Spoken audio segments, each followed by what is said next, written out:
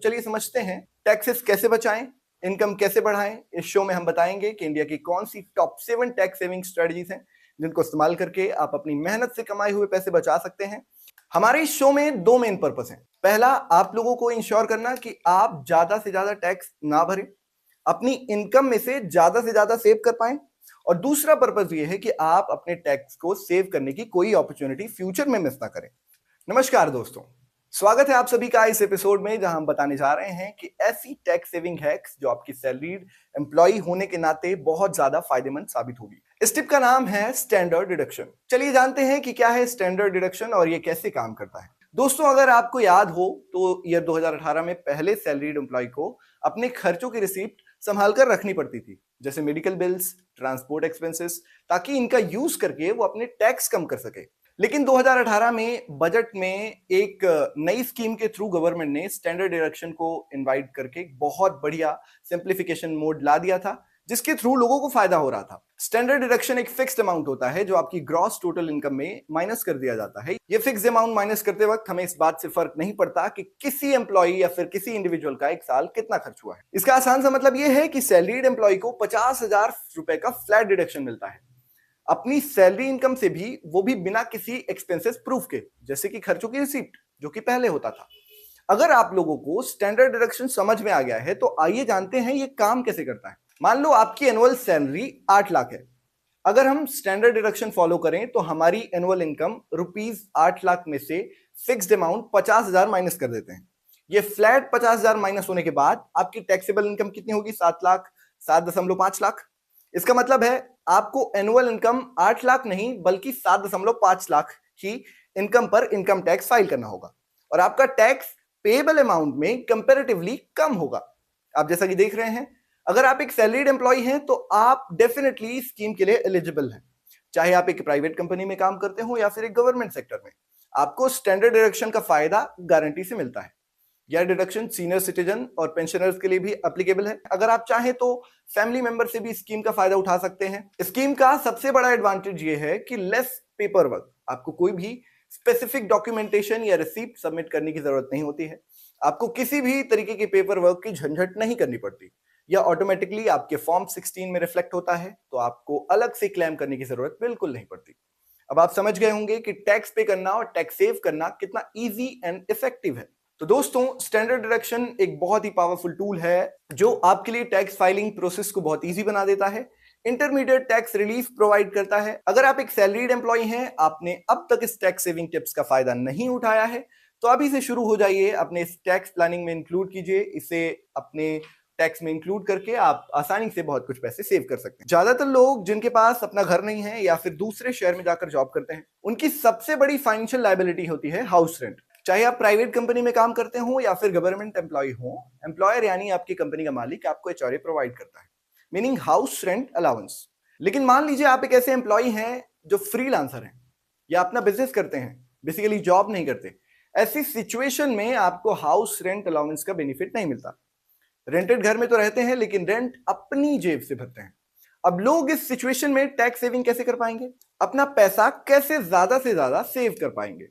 तो दोस्तों, आप सभी के लिए इनकम टैक्स एक्ट में एक नई सेक्शन है जिसको हम कहते हैं 80GG, जिसकी मदद से आप टैक्स डिडक्शन का फायदा उठा सकते हैं। आप फायदा उठा सकते हैं उसके बहुत सारे बेनिफिट का। इसका बेनिफिट लेने के लिए सबसे पहले जरूरी ये जान लेना है कि आप इसके लिए एलिजिबल है भी या नहीं। दोस्तों, सेक्शन 80GG इसका फायदा उठाने के लिए आपको कुछ कंडीशन को फुलफिल करना होगा। वो जरूरी कंडीशंस क्या है, आइए बात कर लेते हैं। पहली कंडीशन है, आप सैलरीड या सेल्फ एम्प्लॉयड हो सकते हैं लेकिन आपको एचआरए रिसीव नहीं होना चाहिए। दूसरी कंडीशन ये है कि अगर आप मैरिड हैं और आपके बच्चे भी हैं, तो दूसरी कंडीशन के अंडर आप जिस भी शहर में रह रहे हो, उस शहर में आपकी भी कोई भी रेजिडेंशियल प्रॉपर्टी यानी खुद का घर नहीं होना चाहिए। अगर आपके पास रेजिडेंशियल प्रॉपर्टी है तो आपको इस सेक्शन का फायदा नहीं मिलेगा। तीसरी कंडीशन है, आप अपने आईटीआर फॉर्म में फॉर्म 10BA सबमिट करेंगे। उस फॉर्म में आप डिक्लेयर करते हैं आपको किसी भी कंपनी से एचआरए यानी हाउस रेंट अलाउंस नहीं मिलता है और आप रेंट अपने पैसों से भरते हैं, यानी अपनी सैलरी या किसी भी इनकम से भरते हैं। ये थी वो 3 मेन और सबसे इंपॉर्टेंट कंडीशंस जिनके थ्रू हम अपने टैक्स को सेव कर सकते हैं। दोस्तों, अब आप समझ गए होंगे कि किस तरीके से आप इसके लिए एलिजिबल हैं या नहीं हैं। तो आपको इस टैक्स सेविंग टिप का फायदा उठाने के लिए कुछ आसान स्टेप फॉलो करने होंगे। वो स्टेप क्या है, आइए देखते हैं। पहला स्टेप, कैलकुलेट करिए कि आप अपने साल भर में कितना रेंट पे किया है। सेकेंड स्टेप, आपको अपनी gross income meaning annual income में से डिडक्शन कैलकुलेट करना होगा, जो होगा ये। पहला, ₹500 पर मंथ। दूसरा, 25% आपके टोटल इनकम का। और तीसरा, एक्चुअल रेंट जो कि आपने दिया है -10% ऑफ योर टोटल इनकम। इन तीनों ऑप्शंस में से जो भी सबसे कम अमाउंट होगा वो आपका डिडक्शन होगा। इसे एक एग्जांपल से समझने की कोशिश करते हैं। मान लो आपकी एनुअल इनकम 6 लाख रुपए है और आपने हर महीने 10,000 का रेंट पे किया है, तो इस फॉर्मूले के अकॉर्डिंग आपका डिडक्शन ईयरली बेसिस पर 60,000 रुपीज होगा। बेसिकली 6 लाख की एनुअल इनकम में से 60,000 रुपए टैक्स सेव किया आपने। सेक्शन 80 जीजी एक बहुत इंपॉर्टेंट टिप है टैक्स सेविंग करने के लिए, खासकर उन लोगों के लिए जिनका एचआरए बेनिफिट नहीं मिलता है।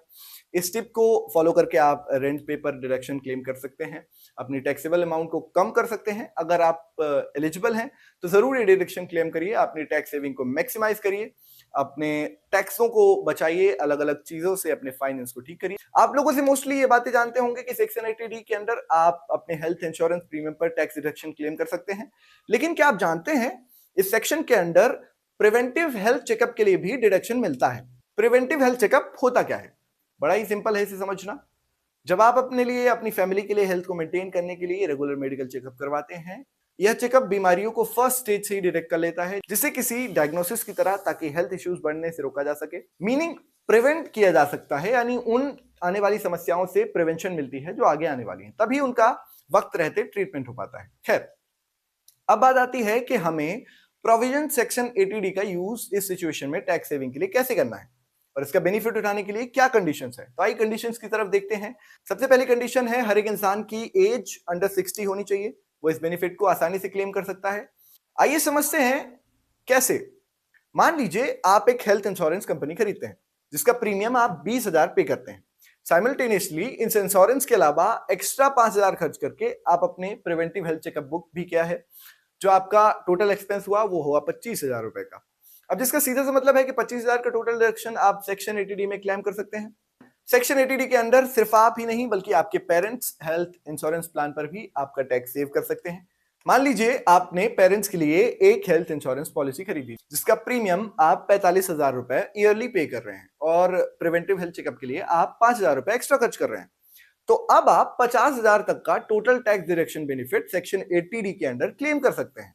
सेक्शन 80D का बेनिफिट लेने के लिए एक इंपॉर्टेंट कंडीशन आपको याद रखनी होती है। जब भी आप प्रिवेंटिव हेल्थ चेकअप कराएं तो उसका प्रूफ जैसे कि एक्सपेंसेस रिसीव्ड संभाल कर रखें, ताकि आप बिना किसी एक्स्ट्रा पेपर वर्क के झंझटों से बच करके इजीली अपने टैक्स डिडक्शन को क्लेम कर सकें। दोस्तों, section 80D tax saving tip का फायदा अगर आपने अभी तक नहीं उठाया है तो आज ही अपनी टैक्स सेविंग प्लानिंग में इसको इंक्लूड करिए। उम्मीद है आपको हमारी ये टिप पसंद आई होगी। इस टिप को फॉलो करना ना भूलें।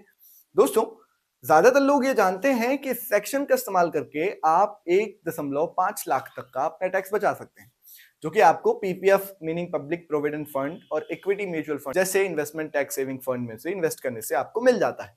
लेकिन सेक्शन 80 CCD 1B अपने आप में स्पेशल इसलिए है क्योंकि इसका इस्तेमाल आप अपने 1.5 लाख के अलावा 50,000 तक का एडिशनल टैक्स डिडक्शन भी क्लेम कर सकते हैं।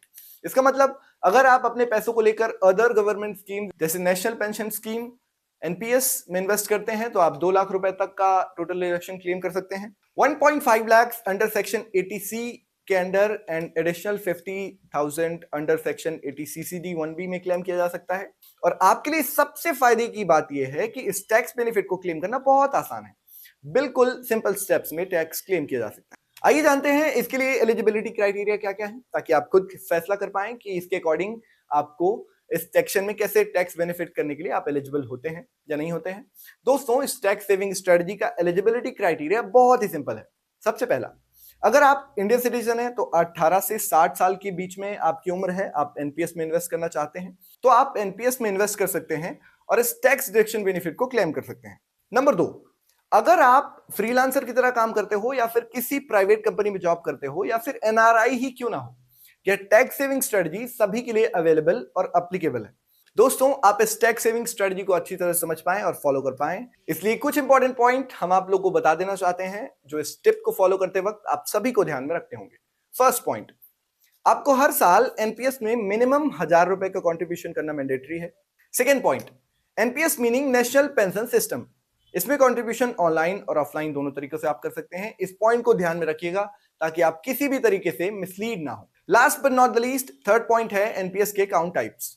एनपीएस में मेनली दो तरीके के अकाउंट टाइप होते हैं। पहला है टीयर 1 अकाउंट, दूसरा है tier 2 account. Tax benefit mainly tier 1 account के लिए एप्लीकेबल है। तो दोस्तों, वक्त आ गया है इस एपिसोड को यहीं खत्म करने का, लेकिन जाते जाते एक जरूरी बात हम आपसे कहना चाहेंगे कि इस टिप को फॉलो करना आप बिल्कुल ना भूलें, क्योंकि ना सिर्फ आपके लिए रिटायरमेंट के लिए सिक्योरिटी प्रोवाइड करेगी ये, बल्कि आपकी करंट टैक्स सेविंग्स में भी आपकी मदद करेगी। साथ ही आपको बहुत ज्यादा फ्लेक्सिबिलिटी में रखेगी। एनपीएस में आप अपनी इन्वेस्टमेंट को अपने रिस्क के अकॉर्डिंग एडजस्ट और एलोकेट कर सकते हैं। अगर आप अब तक एनपीएस में इन्वेस्ट नहीं कर रहे हैं तो आज ही शुरू करें, अपने फाइनेंशियल फ्यूचर को सिक्योर करें। दोस्तों, आप जॉब करते हैं, आपको कंपनी की तरफ से बहुत सारे बेनिफिट मिलते हैं जिन्हें अलाउंस कहा जाता है, जैसे HRA, home rent allowance, over time allowance, etcetera etcetera. But क्या आप एलटीए के बारे में जानते हैं? एलटीए मतलब लीव ट्रेवल अलाउंस। एलटीए एक ऐसा बेनिफिट होता है जो आपको एम्प्लॉयर, यानी जिसके अंडर आप काम कर रहे हैं, नौकरी कर रहे हैं, वो आपको प्रोवाइड करता है, जैसे कोई प्राइवेट कंपनी या फिर गवर्नमेंट जॉब, ताकि आप अपनी फैमिली के साथ ट्रेवल कर सकें, साथ ही अपने टैक्स लायबिलिटी को भी रिड्यूस कर सकें। एलटीए के अंडर आप अपने ट्रेवल एक्सपेंसेस को क्लेम करके अपनी टैक्सेबल इनकम को कम कर सकते हैं। इसमें से कुछ कंडीशंस और गाइडलाइंस है जो आपको फॉलो करनी होती है। एलटीए क्लेम करने के लिए सबसे फर्स्ट एंड इंपॉर्टेंट कंडीशन है travel with in India. LTA सिर्फ डोमेस्टिक ट्रैवल के लिए एप्लीकेबल होता है। आप सिर्फ इंडिया के अंदर के ट्रैवल एक्सपेंसेस को ही क्लेम कर सकते हैं। आप इंडिया से बाहर ट्रैवल करना चाहते हैं तो आप एलटीए क्लेम नहीं कर सकते, अपने पैसों से घूमिए। दूसरी कंडीशन है फैमिली इंक्लूजन। अगर आप मैरिड हैं तो अपनी वाइफ, अपने बच्चे और अपने पेरेंट्स के ट्रैवल एक्सपेंसेस को भी एलटीए के अंडर क्लेम कर सकते हैं। थर्ड कंडीशन, एलटीए क्लेम करने के लिए आपको मोड ऑफ ट्रांसपोर्ट को स्पेसिफिकली चूज करना पड़ेगा। फॉर एग्जाम्पल, अगर आप बाई एयर फ्लाइट में ट्रैवल कर रहे हैं तो इकोनॉमिक क्लास में ट्रैवल करना पड़ेगा। ट्रेन में ट्रैवल कर रहे हैं तो आपको एसी कोचेस से ट्रैवल करना पड़ेगा। अगर आप बाय रोड ट्रैवल कर रहे हैं तो स्टेट ट्रांसपोर्ट, बस, रेंटल कैब्स या फिर पर्सनल व्हीकल के एक्सपेंसेस को ही आप क्लेम कर सकते हैं। फोर्थ एंड लास्ट कंडीशन है प्रूफ ऑफ ट्रैवल। मींस आपको अपने ट्रैवल टिकट्स बिल को संभाल कर रखना होगा, ताकि आप लीव ट्रैवल अलाउंस यानी एलटीए विद प्रूफ क्लेम कर सकते हैं। उसके अलावा अगर आपने अभी तक एलटीए का फायदा नहीं उठाया है तो बिना किसी इंतजार के आज ही अप्लाई करिए, क्योंकि बहुत ही सिंपल क्लेमिंग प्रोसेस है। एलटीए के बेनिफिट को आपने और अपने फैमिली के साथ ट्रैवल करने में, क्वालिटी टाइम स्पेंड करने में यूज करें। और सबसे जरूरी बात, एलटीए क्लेम करने के लिए आप अपने टैक्सेबल इनकम को कम कर सकते हैं, जो डायरेक्टली आपकी टैक्स लायबिलिटी को रिड्यूस करता है, यानी कम करता है। आज की सेविंग टिप जो हम आपको देने वाले हैं वो दो तरह के लोगों के लिए फायदेमंद टिप होने वाली है। पहले वो लोग जो अपना बिजनेस करते हैं और दूसरे वो जो स्टॉक मार्केट में ट्रेडिंग करते हैं। और अपना पैसा स्टॉक मार्केट में इन्वेस्ट करना उनको पसंद होता है, लेकिन इसका मतलब ये बिल्कुल भी नहीं है कि अगर आप जॉब करते हैं तो ये टिप आपके लिए नहीं है। आप जॉब में होकर भी स्टॉक मार्केट या बिजनेस में पैसा इन्वेस्ट करते होंगे, तो बिल्कुल ये टिप आपके लिए यूजफुल होने वाली है। इस टिप को कहते हैं कैरी फॉरवर्ड लॉसेस। तो चलिए बिना देर किए जल्दी समझते हैं कि कैरी फॉरवर्ड लॉसेस होता क्या है। कैरी फॉरवर्ड लॉसेस एक टैक्स प्रोविजन है। इनकम टैक्स एक्ट का ये प्रोविजन आपको रिलैक्सेशन देता है कि एक पर्टिकुलर फाइनेंशियल ईयर में हुए आपके कैपिटल लॉस को आप 8 साल तक कैरी फॉरवर्ड कर सकते हैं। इसका कॉन्सेप्ट बहुत सिंपल है। मान लीजिए आपने किसी फाइनेंशियल ईयर में 1 लाख रुपए का स्टॉक मार्केट लॉस या फिर बिजनेस लॉस बुक किया है। इस फाइनेंशियल लॉस के चलते आपकी इनकम टैक्स रिटर्न फाइल नहीं किया आपने, जो कि बहुत लोगों के लिए ऑब्वियस सिचुएशन हो सकती है। ज्यादातर लोग जिन्हें स्टॉक मार्केट या बिजनेस में लॉस होता है वो गवर्नमेंट को टैक्स नहीं देना चाहते, अपने पैसे बचाना चाहते हैं, अपनी इनकम टैक्स रिटर्न फाइल नहीं करना चाहते। अगर आप भी लॉस के चलते अपना इनकम टैक्स रिटर्न नहीं भर पा रहे हैं तो कहीं ना कहीं आप अपना नुकसान कर रहे हैं, आप अपने पैसे खुद डुबो रहे हैं। इनकम टैक्स एक्ट के कैरी फॉरवर्ड लॉस प्रोविजन की हेल्प से आप अपना फाइनेंशियल लॉस अगले 8 सालों तक कैरी फॉरवर्ड कर सकते हैं। यानी कि मान लीजिए आपको 2024 के फाइनेंशियल ईयर में 1 लाख रुपए का लॉस हुआ, यही नुकसान इस प्रोविजन की मदद से 2025 के फाइनल ईयर में भी कैरी फॉरवर्ड कर सकते हैं।